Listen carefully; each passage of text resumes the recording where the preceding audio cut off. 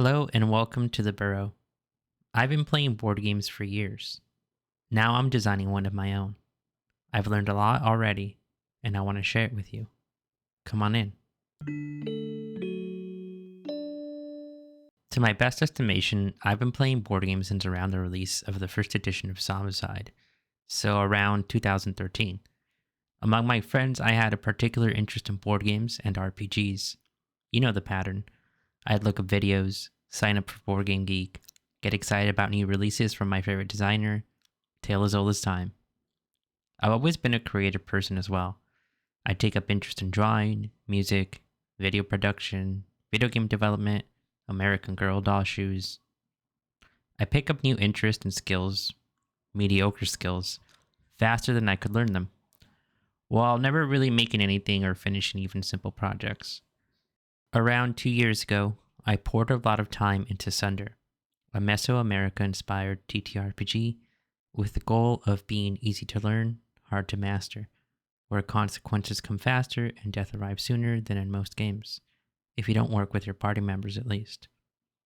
I say time instead of work because I made some serious but common mistakes. I've learned from them and hope you can too, lest the prophecy be fulfilled, or something. I put Sunder on hold. If you'd like to hear the details of that, like and subscribe. Through the power of the unrelenting force, known simply as the algorithm to mere mortals, I found creators and designers like Pam Walls, Jamie Stegmaier, and Matthew Dunstan, who, out of what can only be described as the goodness of their hearts, create videos sharing their thoughts and experience on game design. I highly recommend their channels. Inspired by them and encouraged that even a humble mouse can make a game, I decided to start work on a board game. Frog Fracas, working title, is a game where tactical frogs work together to stop villains from completing their master plan. I put together two of my favorite things in games, cards and dice. Revolutionary, I know, hold your applause. Every frog you play as has a unique set of abilities and playstyle. During your turn, you play cards and place dice to activate cool powers and attacks and help your team fight off henchmen to save the day. I took a lot of inspiration from the A-Team, or Leverage, where no one person could complete the job alone, and everyone is a specialist at their craft, as well as games like Marble Champions, Ashes Reborn, and Mage Knight, as well as Clank and the very underrated Stygian Society. I wanted to give a more detailed overview of the basics of the game.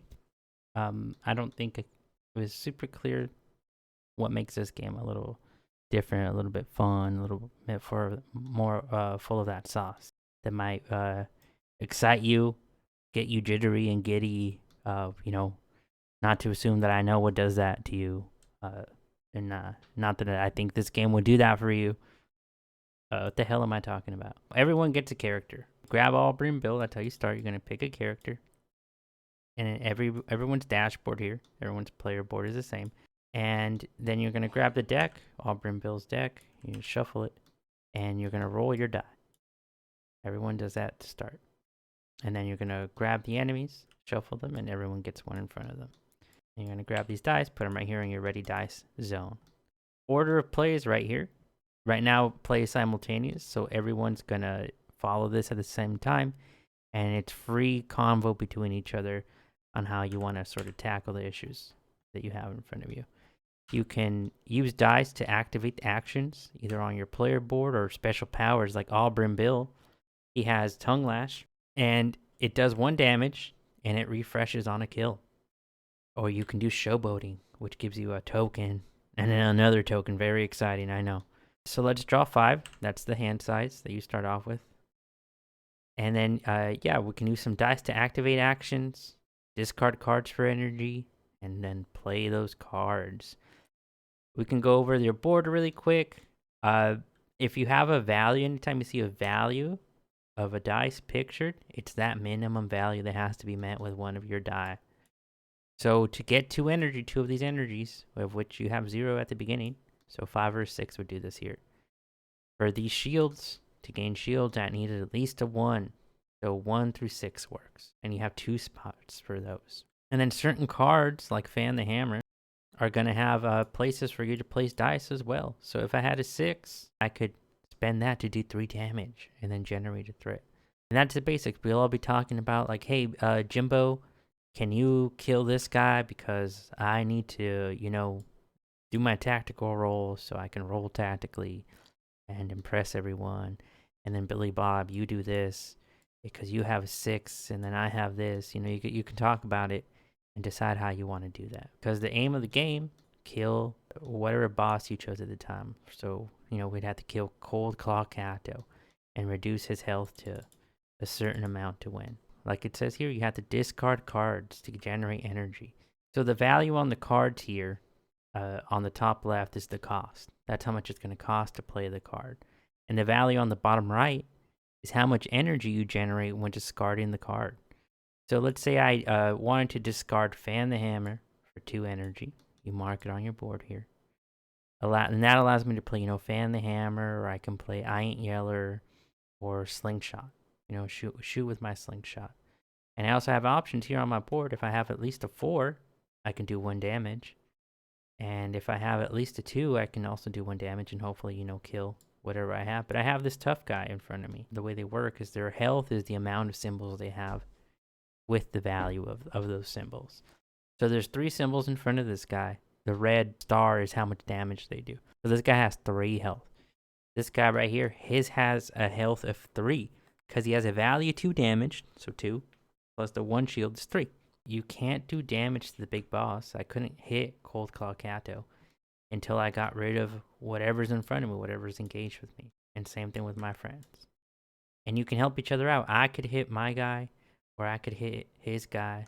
Now, what's interesting is the way the enemy works is certain cards, like you see my Tongue Lash, or I Ain't Yeller, or Fan the Hammer, they have these mean, angry faces on them. Whenever you see that on a card, it means that you grab a cube from your threat area, you grab it, and you put it in the bag, in the threat bag. Let's say I decided to end my turn. I used all my dice really effectively, and I was really smart, and everyone's impressed, and everyone wants to be my friend and hang out with me all the time because I play this game so well. Then we move over to the villain's phase where the henchman activates. So if you still have henchmen in front of you, they deal damage. So this guy would do 1 damage to me, and that really hurt me. And then after the villain activates, so to read this card, he says that he's going to do 3 damage 3 times. We draw cubes for each time he would do damage, each time he activates. So we draw a cube, and it's me. I take 3 damage. So I'm down to 6. You can get shields as well. When you take damage, let's say I was, the target of that first attack. When you take damage, let's say I took that 3. Because, let's say I had 3 health on the first attack, I would negate it completely. I wouldn't take any damage. And your shield doesn't go down after that. So let's say I was unlucky like before, where I was the target of the attack once again, and I took 3 more. My shields don't reset until after the villain activates. So building up your shields can be a good strategy as well. And those are the basics of the game. I hope that made some sense, because I honestly don't even remember what I said. I started working on the game about a month ago, August 28th. At that point, all I knew was that I wanted a game where you could roll dice and play cards. I thought of what kind of game suited that best, as well as the genre of game I would enjoy making. I like all kinds of board games, from heavy dry Euros to thematic adventure games to dungeon crawlers. But at this point, I had learned that your scope and your skill level have to be aligned. Game design is weird. It's often thought of as a creative effort, and it is to a certain degree. But what makes a fun game, what makes a good designer, isn't the most creative. It's who, in my opinion, has honed their craft. Because that's what a game design is. A craft. Like woodworking, painting, sculpting, or playing an instrument, like mayonnaise. You have to practice, dedicate time, drill your skills until you understand things and have the muscle memory to be able to break a piece down and build it back up again with your own interpretation, your own spin. You could be a novice woodworker and want to build a really nice credenza with a beautiful detail work sliding shelves, dovetail joints, and hand engraved patterns. But most likely, you're only at cutting board level, maybe even step stool. So think more King Domino, and not so much a feast for Odin. Not that your step stool will be as good as King Domino, though. Don't get your hopes up. On your crappy stool, you might fall over if you did. All right, this metaphor is losing steam. I got to pivot. Basically, I set my expectations on something I felt was doable, but still got me excited to work on. I ended up going for a cooperative game based on a few points. Now, these largely are gut feelings and assumptions on my experience playing and think about games, not hard facts. There's a good chance I might be completely wrong. Cooperative games have a wide appeal.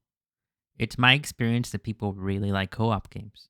They're fun and collaborative and give everyone a chance to participate. There's no one winner or loser, and it's easy to introduce players to a co op game because you can ask questions, help people much more openly on their turns, and easily take back actions if someone messes up. Two, it's easier to design powers and abilities based on the idea that everyone is working together. If one character or card is quite strong compared to others, it won't outright ruin the game. Of course, balance is still important, but we won't have a situation where it's pointless to play any other character or strategy. C.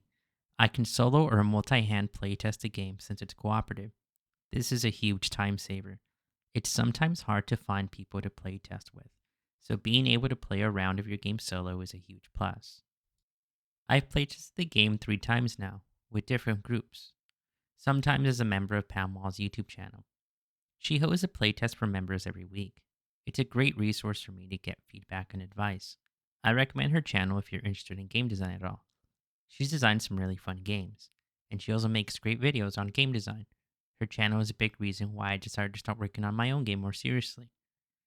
I wanted to give y'all a quick look at the game, because I'm about to work on it some more based on the feedback I've gotten. I really can't stress enough how important it is to play a test as soon as possible.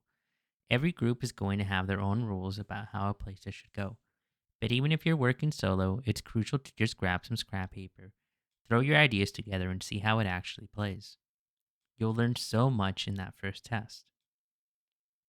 One of my biggest mistakes early on, and with my TTRPG, was worrying I'd waste people's time or thinking I needed to add just one more element before testing.